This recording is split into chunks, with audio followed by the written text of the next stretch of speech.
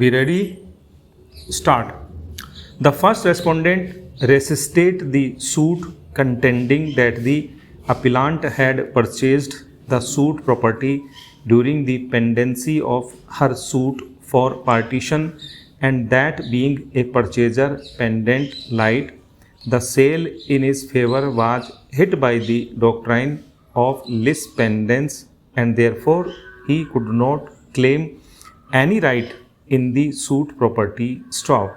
She asserted that the suit property was not the self acquired property of the second respondent, and that the suit property was purchased by her father in the name of the second respondent stop. She denied that there was any collusion between her and the second respondent stop. The second respondent did not contest the suit stop para.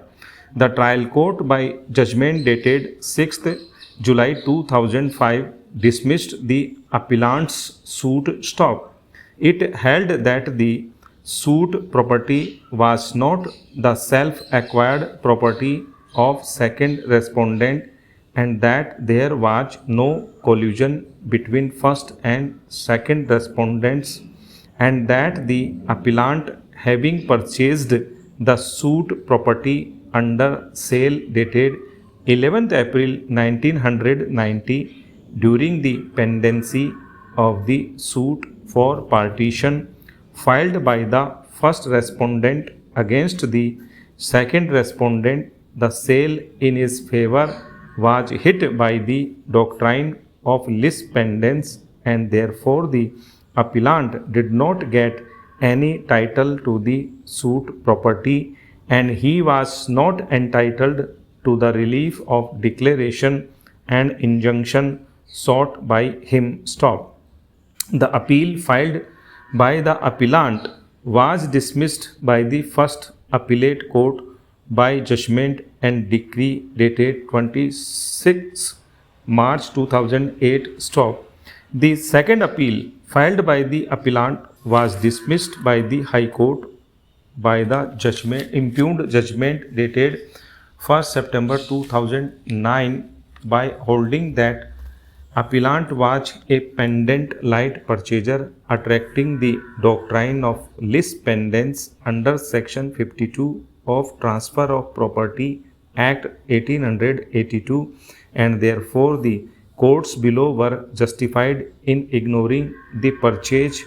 by appellant stop. Feeling aggrieved, the appellant filed the present appeal stop para. The partition suit was decreed, holding that the first respondent was entitled to half share in the properties which were the subject matter of partition suit, including the suit property stop. In the final decree proceedings, an equitable division was made, accepting the report of the commissioner who had divided the suit property as per the sketch, resulting in approximately 3/4 of the suit property being allotted to the first respondent and only the remaining 1/4 of the suit property being allotted to the second respondent stop. The contention of the appellant that the partition suit by the first respondent against the second respondent was collusive, and that the suit property was the self-acquired property of the second respondent, and the first respondent did not have a share therein, have been concurrently negatived stop. The alternative contention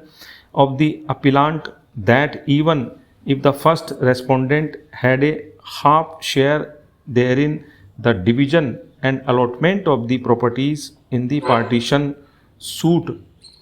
ought to have been made in a manner that the entire suit property was allotted to the share of second respondent to work out equities,